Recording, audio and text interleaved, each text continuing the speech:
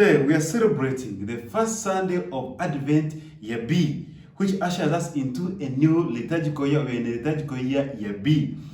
And today we lit the first Advent candle, which is the candle of hope.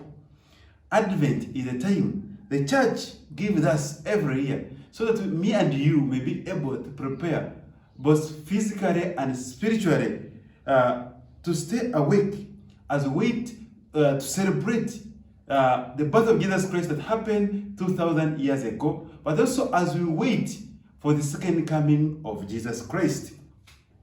We can loudly say the word Maranatha, which means come, Lord Jesus. Last Sunday, we celebrated the solemnity of Christ, the King of the universe, who was presented as a shepherd, as a good shepherd, with all the traits, with all the characteristics of a good shepherd. The same King of the universe is the one we are expecting to come, is the one we are waiting for, and coming into our lives. In some parts of the world, we have human kings. And also, we can take the figure of the president.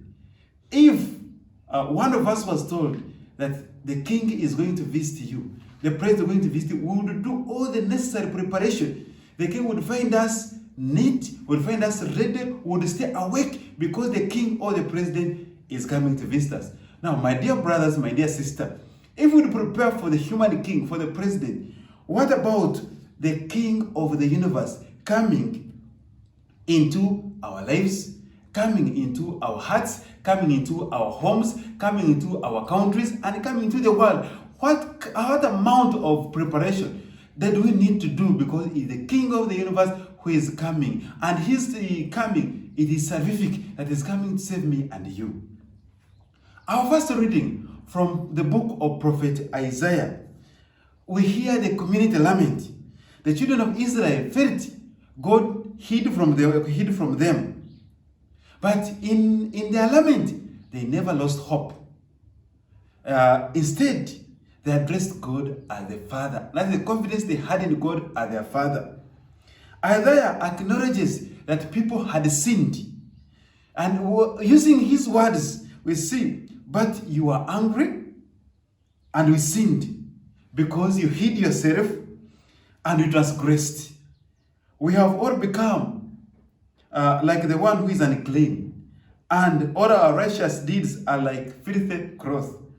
We all fade like a leaf.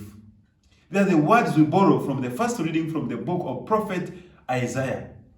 Likewise, in the gospel, we hear Jesus telling his disciples about a parable of the master and the servant. The master who decided to entrust his estate to the servants and go away, and then he was going to come again. And so Jesus encouraged the servants would have to stay awake as they keep a watch, because they didn't know when the master would return. In the gospel, we'll see that the master represents Jesus and the servant represents me and you. So when we look at our readings of the first Sunday of Advent, year B, we learn a number of lessons. In their sinfulness, the children of Israel did not lose hope. In our sinfulness, me and you, we are encouraged not to lose hope.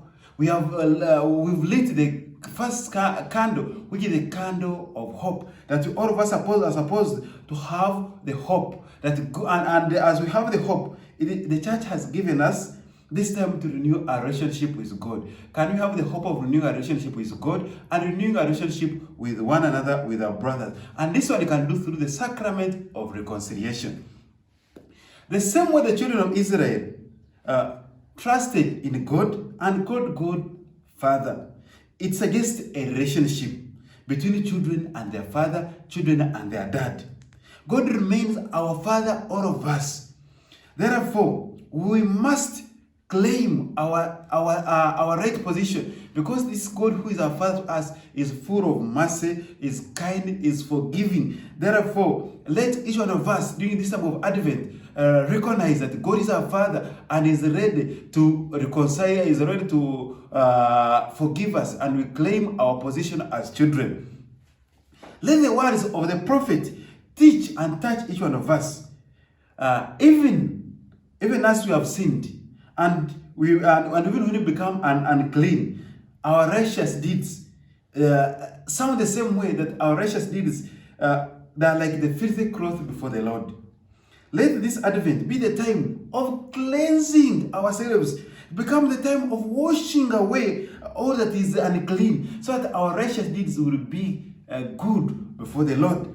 As we prepare for traveling, especially this time of Advent and Christmas, as we prepare to do shopping, let our shopping list also consider renewing our relationship with God, renewing our relationship with our brothers and sisters, and improving on the quality of our Christian life.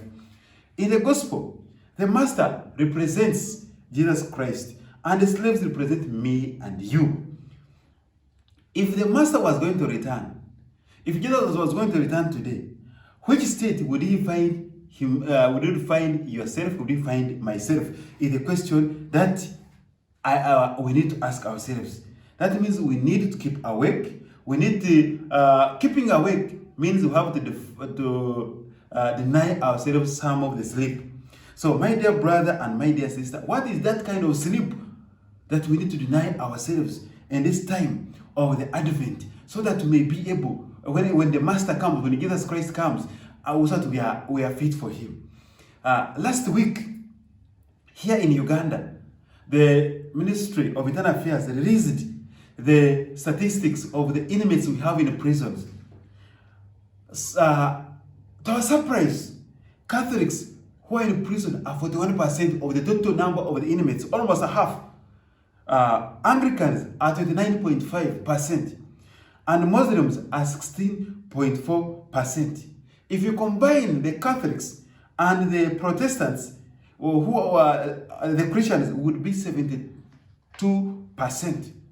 Don't you think that Prophet Isaiah would lament if he came to Uganda that 72.6% of the Christians are in prison? Nobody is witch hunting them.